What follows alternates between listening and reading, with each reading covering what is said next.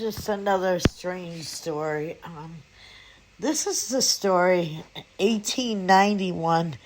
It was dated December 26th, but this happened sometime in the fall. It's the story of a farmer who came upon a rattlesnake. It was a large rattlesnake in the middle of shedding. And although the snake grabbed a hold of his boot, he did not get injured by the snake. He was fine, and he killed the snake. So he thought everything was done, and he took off his boots and put them in the corner of the house, but he felt that he would be better off to use his other boots. So this man, Horton, took his boots off that night and just never wore them again. So the wife gave the boots to Napoleon Merker. Now, he was a black man who worked on an adjoining farm.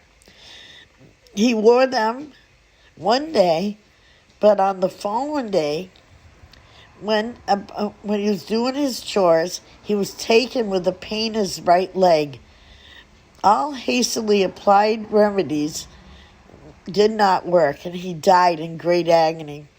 Having no family, his effects were passed on to the hands of his brother, and among them were those boots.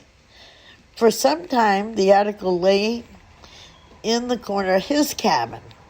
Then Archibald Hooker, a nephew of the dead man, put them on.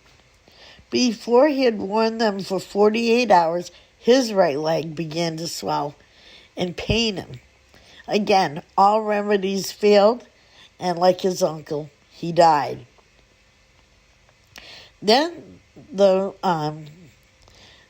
people of the community were thoroughly alarmed, began to talk of hoodoos and witchcraft, and they had all kinds of reasons, but they obtained the services of a voodoo doctor who lived in a distance, and the deaths were laid out on the blame of several people.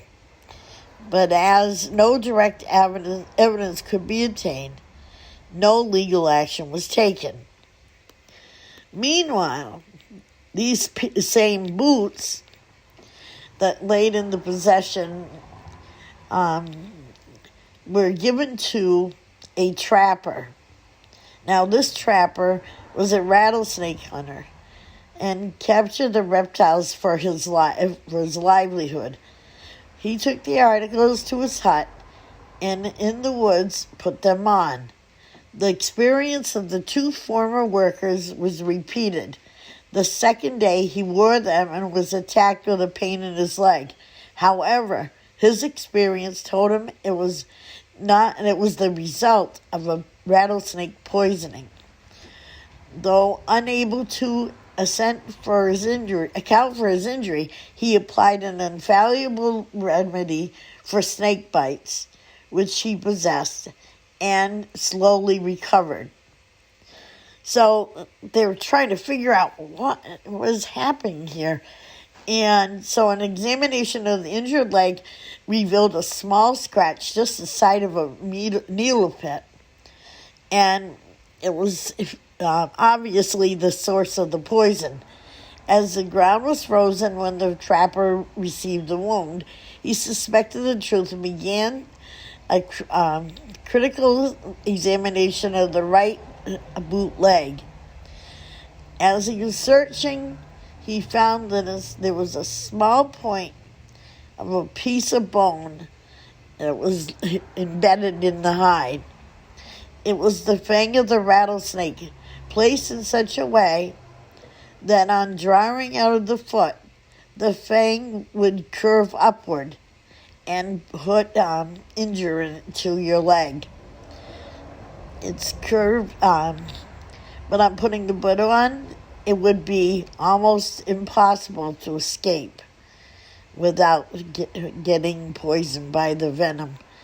and then swore that was the cost of two men's lives and nearly a third